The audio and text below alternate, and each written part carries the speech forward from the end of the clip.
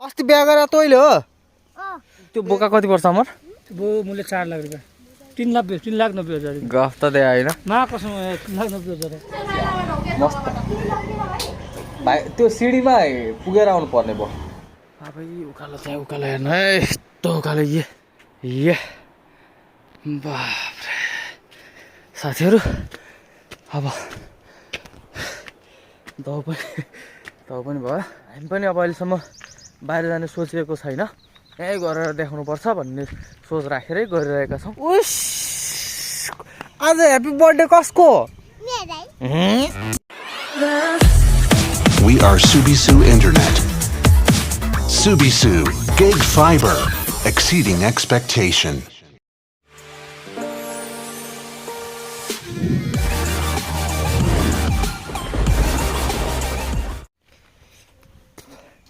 ओहो परगटी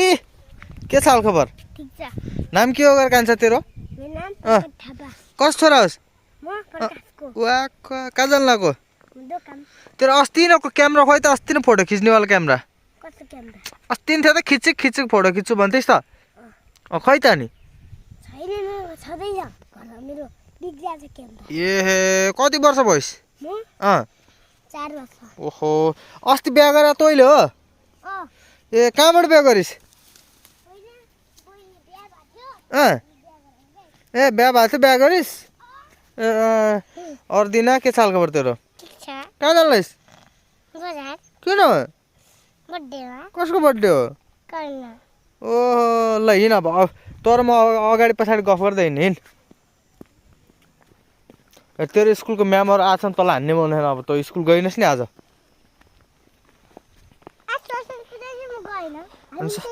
ओहो हो र अनि स्वागत छ सबैजनालाई आजको हाम्रो नयाँ ब्लगमा के छ साथीहरू पक्कै पनि सबैजना सन्चै आरामै हुनुहुन्छ होला भन्ने आशा गर्दछु साथीहरू आज अब यस्तै मेरो गाउँघर हाम्रो ठाउँ र देखाउँदै सामान्य कुराकानी गरौँ भनेर मैले भिडियो स्टार्ट गरिसकेको छु सामान्य भिडियो हाल्दै गर्नुहोस् दाइ भनेर कमेन्टहरू आइरहेको छ त्यही भएर अनि खुसीको कुरा के भनेदेखि अब आज 6 तारिक भयो भोलि 7 तारिक चाहिँ म काठमाडौँ जाँदैछु त्यही गाडीको कामको लागि अब हामी ठ्याक्कै कति समय पछाडि चेचिस बुझेर कति दिन लाग्छ होइन चेचिस बुझ्न अनि त्यो कुराहरू म फेरि उता गइसके पछाडि सम्पूर्ण भ्लगहरूमा अपडेट गराउँदै राख्नेछु यो खुसीको कुरा र सम्पूर्ण शुभचिन्तकहरू समक्ष पस्किसकेको छु र साथीहरू हाम्रो रामघाटको ठाउँ म तपाईँलाई देखाउन चाहन्छु कस्तो लाग्छ भनिदिनु होला र यो चाहिँ हाम्रो सुर्खेत जिल्लाकै पहिलाको चाहिँ चर्चित स्कुल है फेमस सबै ठाउँमा नाम चिनिएको शिखर स्कुल भनिसके पछाडि चर्चित थियो अहिले अलि पहिलाको जस्तो मार्केट छैन रे भन्ने म बुझेको छ अलिकति स्कुल चाहिँ अगाडिपट्टि फिल्ड चाहिँ उता छ यो पछाडिपट्टि हो हामी पहिला स्कुल पढ्दा त यहाँ पुरै धेरै आँपको रुखहरू प्लस अनि यस्तै झाडी एकदम धेरै थियो क्या टोइलेट केही हुन्थेन सब खुल्ला टोइलेटको लागि केटाहरू घन्टीमा यहीँ निक्लिन्थ्यौँ क्या पुरा झाडी यताबाट बाहिर निक्लिने रमाइलो थियो अहिले चाहिँ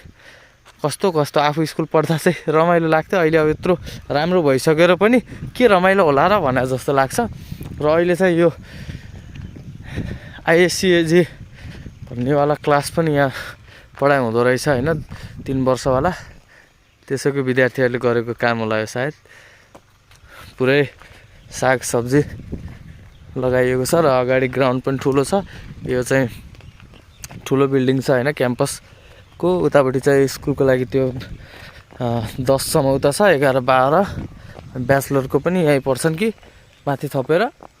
यहीँ पढ्छन् सायद माथि सेवा केन्द्र भन्ने छ त्यहाँ पढाइ हुन्छ अरे यहाँ ठाउँ नपुगेर भन्ने थियो यही छ होला जो स्कुल चाहिँ आजभोलि अब आफू स्कुल पढ्दाखेरि कस्तो थियो खै सानै थियो के लाग्थ्यो रमाइलो लाग्थ्यो अनि अहिले अरू स्कुल गइरहेको देख्दा हामी गएको जस्तो त्यस्तो रमाइलो छ कि छैन होला कि भने जस्तो चाहिँ महसुस हुन्छ यस्तै कुराकानी गर्दै आज धेरै दिन पछाडि मौसम सफा भएको छ लगभग 2-3 दिनसम्म मौसम पनि एकदम बिग्रियो अनि प्लस मलाई पनि सन्चो थिएन 2 दिनसम्म म पनि सुतेकै ज्वरो आएर त्यस पछाडि पुरै खोकी लागेर गाह्रो भएको थियो अझै पनि राम्रोसँग खोकी त हटिसकेको छैन। आहा रामघाट बजार चाहिँ त्यहीँ अगाडिपट्टि छ है। ओहो ए हाम्रो स्कुलको बस जुन मैले चलाउँथेँ पहिला। के साह्रो माया लागेर आयो हौ राम जानकी स्कुल बिदा छ र दिन। ए आज सरस्वती पूजा थियो होइन?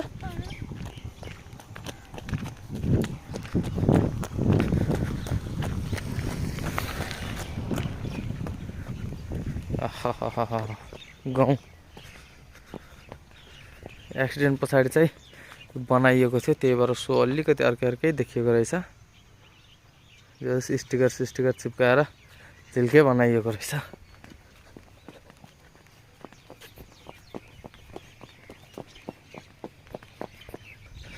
साथीहरू यस्तै छ। अब घरतिरको बसाइ पनि धेरै नै लामो भयो है।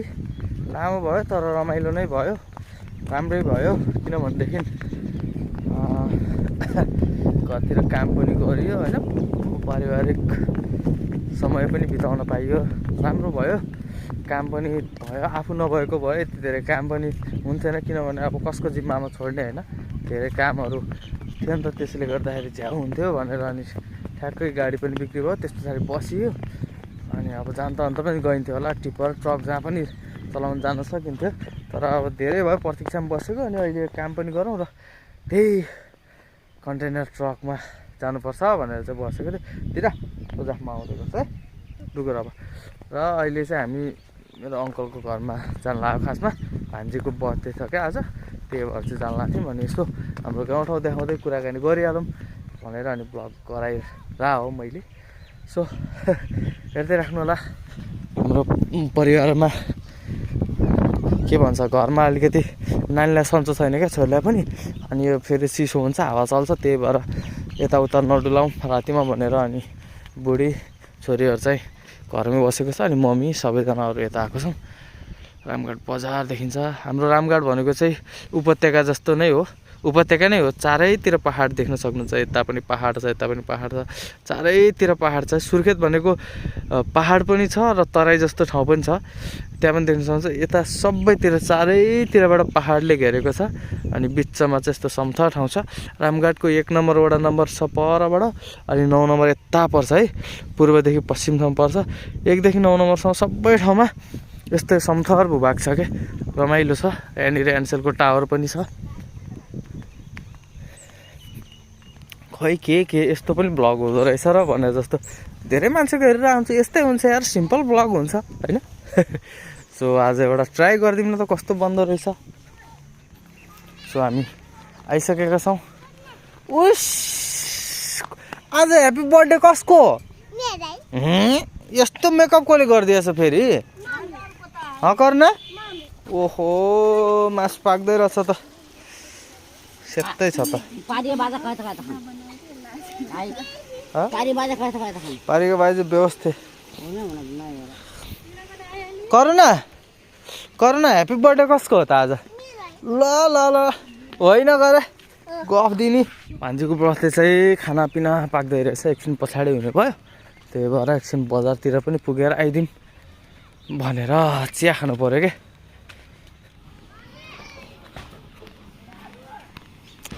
ओहो यहाँनिर चाहिँ ताइक्वान्डो गेम चलिरहेको रहेछ। उमेर बढ्दै जाँदाखेरि सबै कुरामा नरमाइलो लाग्दो रहेछ। हामी पनि यत्रो हुँदाखेरि यस्तै गेम खेल्न कम रहर लाग्थेन। हो घरमा जबरजस्ती खेलाइदिनु भनेर क्या, पैसा छ कि छैन के छ थाहा छैन, तर जसरी भए पनि गेम खेल्नु छ लास्टै रहर लाग्थ्यो क्या, लास्टै रमाइलो लाग्थ्यो गेम खेल्न। र अलिकति खेलियो पनि 2-4 महिना खेल्यो, त्यस पछाडि फेरि झ्याउ लाग्यो अनि फेरि छोडिदिइहाल्यो। मैले हाम्रो स्कुल भनेको थिएँ, स्कुलको फिल्ड चाहिँ यही साइडमा छ, अलिकति यता छु। म तपाईँलाई हाम्रो बजार देखाउँदैछु रामघाटको। यो चाहिँ पुरानो बजार हो, अहिले भर्खरै बाटो अलिकति चौडा बनाएर पिच गरिएको छ। अनि पारिपट्टि दशरथपुर हो, त्यहाँबाट माथि नेटासेटा माथि नै जान्छ होइन। अलिकति अटो स्टेसन तल पनि छ र भेरीको पुल छ, झोलुङ्गे पुल तल छ। यहाँ चाहिँ त्यो पक्की पुल बनेको छैन। र यतापट्टि चाहिँ छिन्चु जानको लागि बाटो यो हो। र यहाँबाट हामी यही बाटो गए पछाडि चाहिँ यो भेरी पुल निक्लिन्छ क्या बाटो यताबाट पनि जान्छौँ मस्त भाइ त्यो सिडीमा पुगेर आउनु पर्ने भयो जाऊँ न तपाईँ र म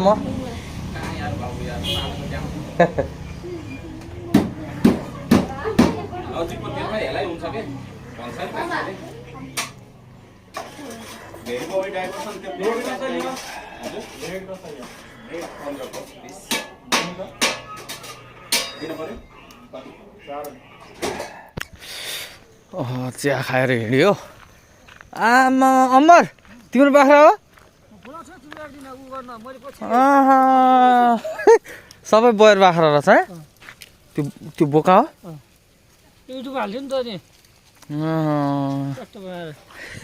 यिन चाहिँ हाम्रो साथी हुन् हामी सँगै पढेको बाख्रा पालन गरेर आएको छ कहाँ उल्छौ त अनि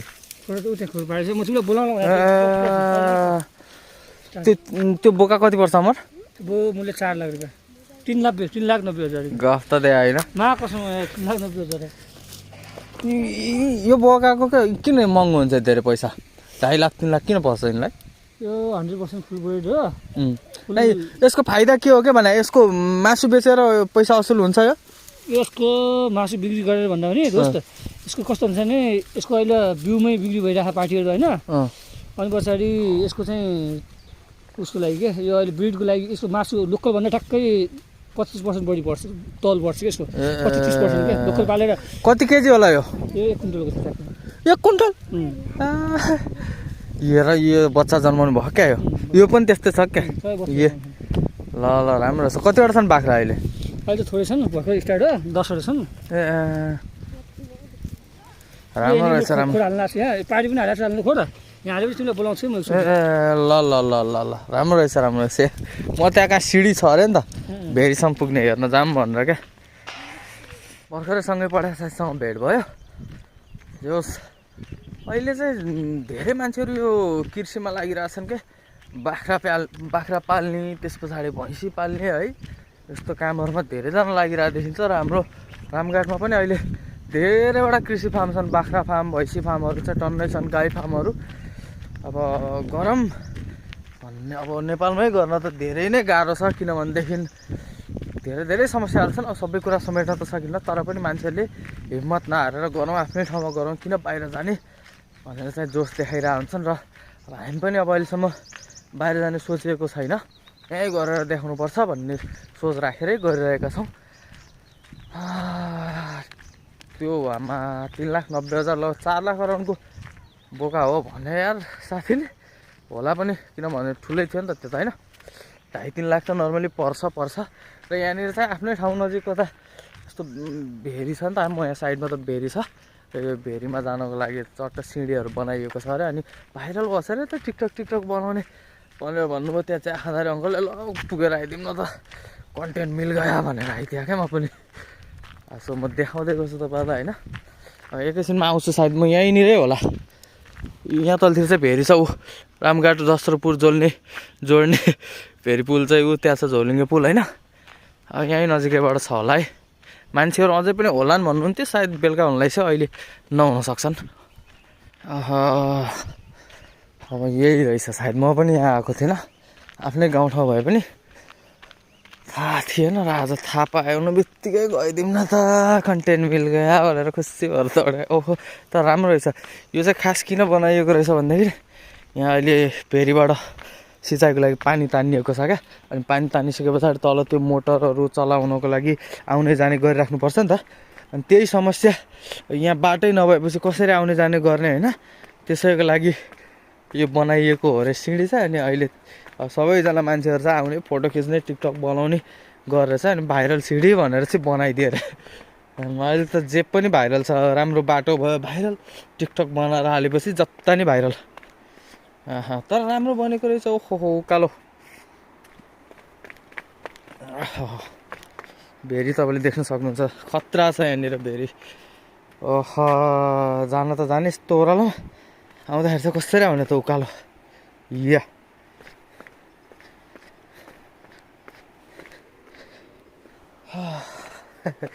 यस्तै छ साथीहरू घुम्दै जाँदाखेरि आफ्नै ठाउँ पनि धेरै समय पछाडि घुम्दाखेरि चाहिँ रमाइलो लाग्ने रहेछ छुट्टै पार्टिन लगाइसक्यो त तर राम्रो बनाएको रहेछ नि यार आएर फोटो खिच्ने टिकटक बनाउने लायककै रहेछ अझ अलिकति यो भर्खर बनेको भएर सादा छ नि यसो झिलिमिली बनाइदिएको भए कलर सलर झन् दामी देखिन्थ्यो त भेरीको छेउमै पुग्यो त पाइपहरू त्यही भएर बिछाएको रहेछ ओहो अग्लो सगरमाथै चढाए जस्तो पो महसुस हुँदो रहेछ त साथीहरू अब यसरी गाउँ घुम्न पाइँदैन होला अब फेरि आफू काममा फिर्ता भइसके पछाडि त नन स्टप गुडे कहिले कता हो होइन त्यसपछि पनि कडा भ्लग त आउँछ नै खुट्टै दुखिसक्यो मेरो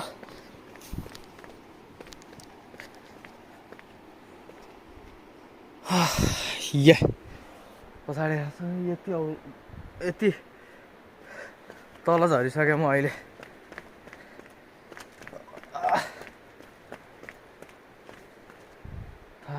साथीहरू एकदम रमाइलो लाग्यो अहिले ओह्रालो झर्न त ठिकै छ उकालो चढ्न चाहिँ गाह्रो हुन्छ कि जस्तो चाहिँ लागिरहेछ मलाई अब म नजिकै पुगिसकेको छु एकदम मुनि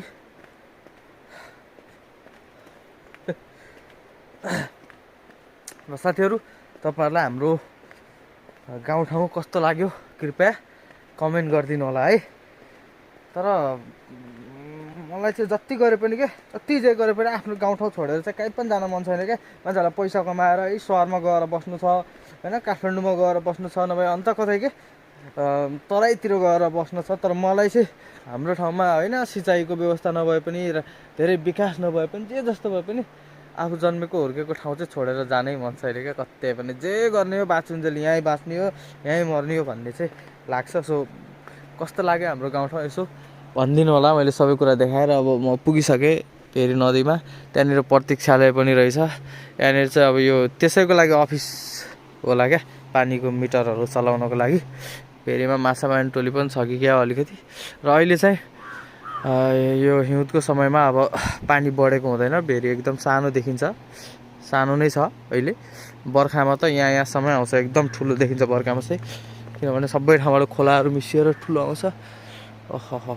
ट्युबमा त्यहाँ खेलिरहेको पनि दृश्य तपाईँहरूले देख्न सक्नुहुन्छ भेरीमै पुग्यो अब यतासम्म त आइगयो यति 2 पाइला झर्न के छ र होइन यति झरेर अनि चढ्नु पऱ्यो फेरि माथि अहिले चाहिँ सबैभन्दा तल पाइसक्यो पाइपहरू यसरी नदीमा राखेर यसरी तानिएको रहेछ यहाँबाट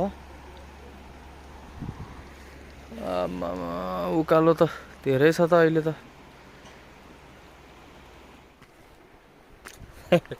बाफ्रे साथीहरू ओह्रालो त झऱ्यो अब उकालो चढ्ने बेला चाहिँ एकदमै गाह्रो पो हुँदो रहेछ किनभने ठाडो उकालो छ क्या सगरमाथाको चढाइ जस्तो महसुस भइरहेको छ र हाम्रो सुर्खेतमा गुराँसेतिर रातानाङ्लातिर चाहिँ हिउँ परेर सब साथीहरू गएर हिउँ खेलेको लरिबरी गरेको फोटोहरू भिडियोहरू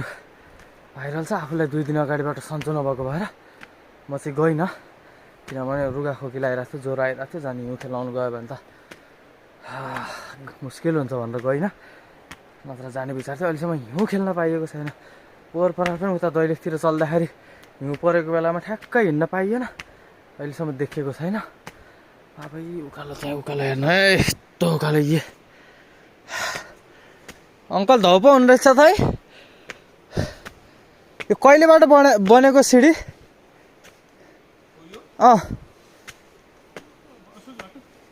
ए धेरै भइगयो छ त असोज भने यो पानीको उसले बनाउन्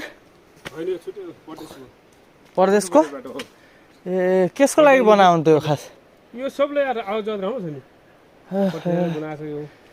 बाबे नि उकालो आज अलि माथि छ त के पुरै ठाडो छ त उ तर मजाको एक्सर्साइज पो भयो त जे भयो राम्रै भयो आइयो घुमियो भ्लग बन्यो साथीहरूलाई देखाउन पाइयो आफ्नो एउटा मेमोरी भयो किनभने आज लास्ट हो घर बस्ने भोलि बेलुका केटो सरार नाइटमा काठमाडौँ जाँदाको भ्लग पनि आउँछ हट यस्तो उकालो छ यार यहाँनिर त झन् उकालो रहेछ क्या दाउरा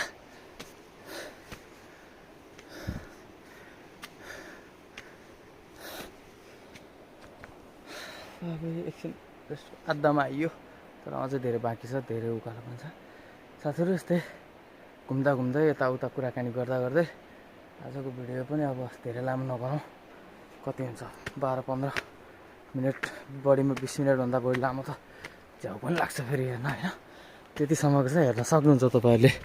म बोलेकै मात्र भए पनि सुन्न सक्नुहुन्छ भन्ने चाहिँ थाहा छ मलाई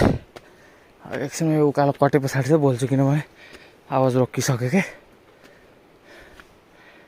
बाबै नि बाबै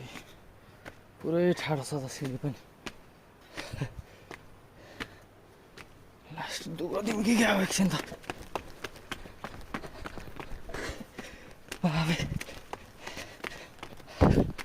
पसिना आयो